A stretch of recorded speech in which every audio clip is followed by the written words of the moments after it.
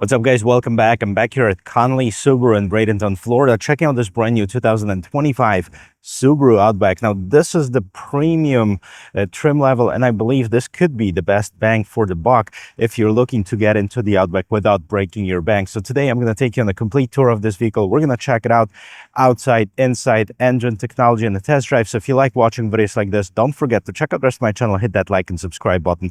And now let's get back to this.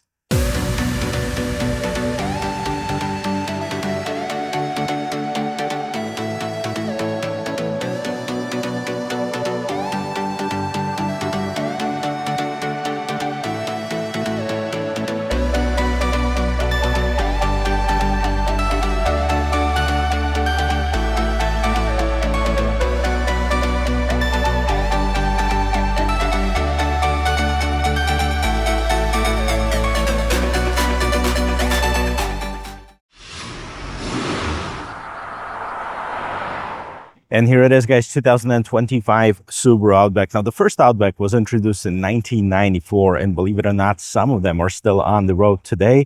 And that's why a lot of people like Subarus, because of their longevity, of their reliability, and of their safety. Now, let's take a look and see what's going on this 2025 model. And since the Outback was recently refreshed, 2025 has no differences on the outside.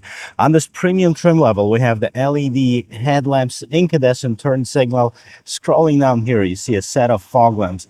I like those round fog lamps, illuminating the road nicely ahead of you. We have the big Subaru logo. Decent size grille, not too big, and a lot of ground clearance, 8.7 inches of ground clearance.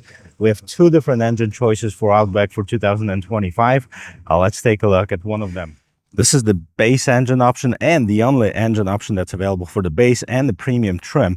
This is a 2.5 liter dual overhead cam boxer engine, 4-cylinder, of course, 182 horsepower, 177 pound-feet of torque, made it to a CVT transmission. All of the Outbacks are going to be all-wheel drive. They have the symmetrical all-wheel drive system. As far as the gas mileage on this one, we have 26 in the city, 32 on the expressway for the combined number of 28. Now, the other engine option starts with Onyx, and this is a 2.4 liter turbocharged engine with 260 horsepower. So if you need more power, you need to opt in for the higher trim. What else we have here? We have this ugly prop stick on the side, a bit of sound insulation. We're going to check it out and see how it drives at the end of this video. As we go around the corner, you can see the side profile. And this is the only station wagon available in the non-premium category. We, of course, have the Mercedes-Benz E-Class wagon and the Audi A6 all-road and the Volvo, V60. But in the non-premium category, there's nothing else left. But this is not just a regular station wagon. This thing can take you off the beaten path. 8.7 inches of ground clearance, standard symmetrical all-wheel drive system, that iconic all-wheel drive system that Subaru's been known for decades. And let's take a look. Let's see what else we have. Now, this one sits on 17-inch wheels. So we have a little bit of gloss black on the inside, polished aluminum on the outside. We have the Yokohama tires. As far as the size of it, we have 225/65. That's the size of it. Around the wheels, you have this matte black cladding that continues at the bottom of the vehicle. You have the Outback spelled out on the side. And let's take a look on top here. You have the mirror caps with piano black with the turn signal, some chrome that continues around the windows. And yes, this one still has the keyhole in it, and it has the regular key, not a push button start. You can option it up with that, but this one doesn't have it. And if you look up on top, you have the roof rack. So you have a set of roof rails with a folded in crossbar, so you can unfold them and make it usable, which is a pretty cool design. You don't have to have them on all the time. That's going to reduce the wind noise. And let's take a look and see what's going on in the back here. As far as the design, it hasn't changed. On top, we have the shark fin antenna, third brake light, in this gate spoiler, exposed wiper. As far as the tail lamps, we have a combination. So the tail lights, they're glowing right now. You see, that's LED, but we have the incandescent light bulb inside of the turn signals and the reverse lights. Outback on one side, Subaru symmetrical all-wheel drive on the other. We have the reflector lights. And again, you can see how much ground clearance we have on this vehicle. Now, if equipped with the tow hitch, this thing can tow up to 2,700 pounds. If you go for the turbocharged engine, that goes up to 3,500. pounds. And with this being a base trim, it's manual opening for the rear gate, not heavy at all. Let's see what we have on the interior. 33 cubic feet of storage. We can definitely load it up with some luggage. If that's not enough for you, here, pull on these and the rear seat backs will fold down. That's how much room you're going to have. We have the cargo cover here. This one is equipped with the all-season mat. And underneath here, we have the tools to remove the tire, help you change it. And underneath here, we have the spare tire. So don't worry, if you get stranded somewhere on the side of the road, you're going to be able to change your own tire. What else is here? On the right-hand side, we have an additional 12-volt power outlet, so you can pump up your floaties. Now, that's what we have for cargo. Let's move into the passenger compartment. And I've been getting a lot of requests to let you know where those vehicles are built and where the engines and transmissions are coming from. Not sure if you're going to be able to see that on the sticker, but for this vehicle, final assembly point is Lafayette, Indiana. Engine is from Japan, transmission is from Japan. Overall, 30% Japanese parts and 50% US and Canadian parts. So that's more than some of the domestic vehicles. Now, on the inside here, you have soft touch materials. This is fabric, but it feels really, really good. I'm glad the Subaru does that. It feels more premium. This is soft touch. Now we have some different looking trim around the door handle. Of course, we have the window controls and a bit more storage in the speaker down below. Now the seats are covered in cloth. Looks very nice and durable. It also has a pretty cool pattern inside of here, different in the middle and different on the sides. And of course, we have the armrest that folds open with two cup holders. Both driver and passenger seats have some seat back storage. You have your vents for the rear passengers, USB Type A, USB Type C, quite a bit bump in the middle, making it less comfortable for the middle passenger. But let me see if I can fit behind myself. And what I mean by that is I adjusted the front seat to my regular driving position. Now I'm almost 6 feet tall, 5'11", and I can fit behind me just fine. I'm almost touching, but not touching my knees to the back of the seat. I have about 3 inches of headroom, I have plenty of shoulder room. The seats are firm, but they feel solid. And overall, I have a good visibility as a rear passenger here. And as always, before we get inside, let's listen to the sound of the closing door. Boom. Nice and solid. We're going to do it from the inside too, for those people who think that that should only be done from the inside. Well, let's take a look at the door panel first. Same thing as in the back. We have the same soft materials, the same trim. We have the addition, of course, of the window mirror lock controls, bit more storage at the bottom, and the speaker. Now, we have the driver seat that's power adjusted. On the passenger seat, you still have the manual adjustments. Very similar design as in the back, but the seat is definitely much more sculpted, much more bolstered. And before we get inside, let me show you this. Is there anything on the sides? Just in the dimmer for the instrument cluster. Let me get inside. I'll show you the rest of it. Ready? Boom. Well, ready to start it up. Now, this vehicle is a base trim, one of the base trims, so it still has this remote head combo. Now, you can upgrade it to the push button start, but this particular one doesn't have it, so you have to stick the key in the ignition, get it started, and I'll show you the rest of this interior. All right. So as far as the steering wheel, we have the leather wrapped steering wheel, Subaru logo. On the side, we have the source for your media. You also have the seek and track button. We can change what's going on in the instrument cluster, pick up or hang up the phone, and then we have the volume control. On the other side, we have the adaptive cruise control settings, the regular cruise control settings, and here in the side of the instrument cluster, this is the more traditional style. This is not digital. And in the middle, you have this little screen that can be customized. But before we get to that, on the right-hand side, you have the speedometer, left-hand side tachometer. Let's see what's going on right here in the middle. So we have the trip meters here, and you can hit the info button, and that's basically what it does. PSI, media, all right, your time and temperature, 94 degrees outside. No wonder I'm sweating here. Okay, so some customization here, but not a lot. Definitely a competition's got a, upper hand on this. Now, we have the 11-inch screen in the middle, and this is the newest Subaru screen. We've seen on several different models, including the Subaru that the Outback that I've done not too long ago. Here's your hazard lights, and then we have the volume knob on one side, 2 knob on the other side. We also have that temperature control, the hard buttons for the temperature control right inside of here. Now we have essentially 3 screens in here. We have this top screen right here that shows you the temperature, it also displays some of the data for the engine, water temperature, normal, oil temperature, average speed.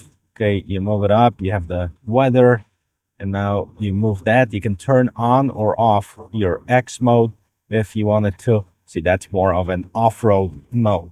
Now, you have several icons right here in the middle portion of the screen. So you have the radio, media, phone, apps, settings, my Subaru, car info, turn off display, and then we go to valet mode, auto vehicle hold. All right, this is basically a brake hold. Now, what I want to see as far as in the media, okay, no device connected, Bluetooth, or you can connect like an iPod or iPhone. Let's go back to the home screen here.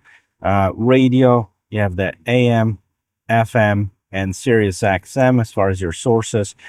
Your phone can be wirelessly connected. I want to connect my other phone to see if it has the wireless Android Auto.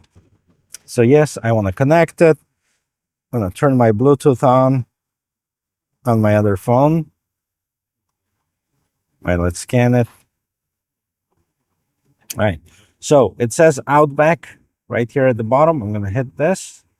Pairing, pin, the same pin. We're going to hit pair. Oh, the hazard light's on. Okay, now it's pairing. And we are connected. Start Android Auto. Yes. So thank you. It has Android Auto wirelessly available. Same thing with Apple CarPlay. I'm going to check that out in just a bit. Yeah. And we're going to unlock the phone here. So here it is. Here's your Android Auto. Of course, you can use it for your navigation, streaming, anything that you want to use it for. Shows you the temperature. If you need to get out of here, hit that little button at the bottom with the multiple icons. Then we'll go back to Subaru screen. So now Android Auto is highlighted. We have different settings that you can adjust here. Clock display, Wi-Fi security, hotspot, valet mode, meter screen, camera. Which reminds me, let's check out this rear view camera here. Put it in reverse. And takes up just about, 1/3 of the screen. Kind of wish it was bigger. Active trajectory lines. Okay. And this is pretty much it. Quality is okay. Not the greatest, not the worst. I mean, it's definitely could be improved if I was to complain about something. Put it back in park. Down here at the bottom, you have some shortcuts. Home screen. Okay. Here is your vehicle settings, like vehicle controls. So vehicle dynamics control, X mode, cruise control, acceleration, auto vehicle hold, steering responsiveness, headlights, which is, by the way, standard on it, auto start stop. We have the driving assistance, pre-collision braking, lane departure warning, more settings, warning volume, you can adjust that. And as far as units, you can change from miles per gallon to kilometers per hour, and liters. So depending on where you are, you don't have to actually update the software. It's all part of this. Now, here's your settings for the phones and driver profile. You can add the driver profile to customize this vehicle. We're not going to do that right now. And here at the bottom, you basically have your climate control settings. Dual zone climate control, fan adjustments on here. You have standard heated seats. This vehicle doesn't have any packages added on. There are just a few options, but none of them like the heated seats. That comes standard with the Subaru and Premium trim. Now down here at the bottom, you have the Type A, Type C USBs, and then you have the regular auxiliary outlet. Here's, of course, your parking brake. Okay, you can set it. And as far as the gear shifter, more of a traditional gear shifter. Now, this vehicle's got a CVT transmission, but you can still put it in the manual mode if you want to. And behind the steering wheel here, you have the pedal shifter. So they have the simulated gears if you play around with it. Other than that, we have cup holders, a bit more storage with an additional 12-volt power outlet here. And this is what we have in the interior up on top. The mirror has a HomeLink system, sunglasses holder. This one has the LED upgrade for the lights. Normally it comes incandescent. That's one of the features that it has. And that's pretty much it. All right. Illuminated mirrors. This is how this vehicle looks on the inside and the outside. Let's talk about pricing. Take it for a spin. So how much do they cost? Well, let's take a look. This particular one lists just over $32,000, including destination, but the base Subaru Outback starts at $28,895.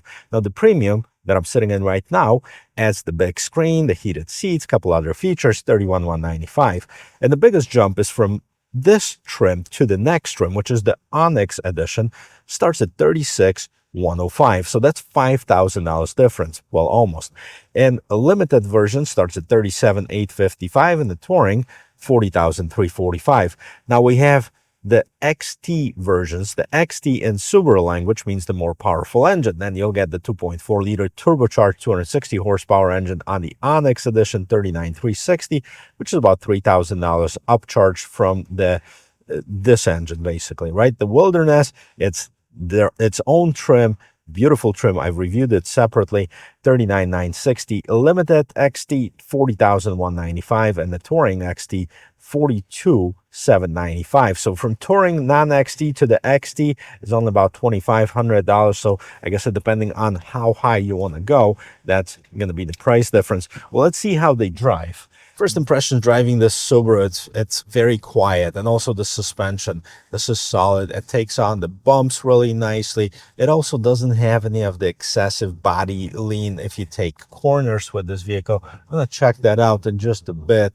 And as far as the acceleration, I'm going to check it out in this parking lot. So we're not going to do a full-blown 0 to 60 or anything like this, but it is important that the vehicle is going to be fast enough for you to merge in traffic without endangering yourself or others on the road.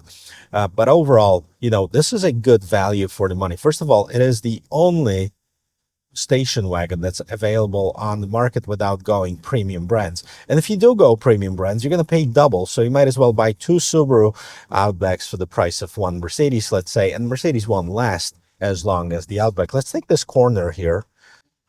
Okay.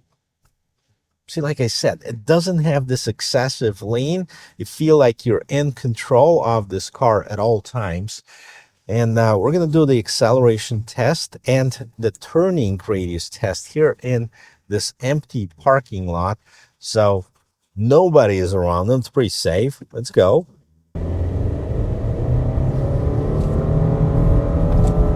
That's where I'm going to leave it at, guys. But I know, based on the comments that you left me or somebody else that watched my videos left me on other Subarus, that most of the Subaru buyers don't care about acceleration. But if you do, there's also that XT option available with 260 horsepower, definitely a lot faster than this. This is not bad. It's definitely safe to merge in traffic, and it's going to take you where you need to be. It just lacks that fun to drive aspect. Now, as far as the turning radius, let's stop right here, turn the wheel all the way to the right, and we're going to do a circle here. There's plenty of skid marks here from the burning donuts, but that's not mine, I promise you, not in this Subaru. And yeah, it's very nice and tight. So overall, to sum it all up, this vehicle looks good. Okay, it is safe, it's dependable, it's reliable. As far as the safety, it earned the top 5-star overall safety rating from NHTSA. The reliability, the numbers speak for itself. You can see some of the original 94 Outbacks still on the road. Dependability, you know, very rarely you can hear somebody stranded on the road with Subaru. And if you have any stories about Subarus, whether it's good or bad, put it in the comment section below. Maybe there's something that I don't know and I would like to learn, and I will try to respond to all the comments, guys. Well, thank you very much for watching. I hope this video is helpful. I hope you learned one or two things about this brand new 2025 Subaru Outback. If you did, help me grow the channel by hitting like and subscribe button. If you're already part of the Carguy family, thank you for being here, and I'll see you in my next video. Cheers.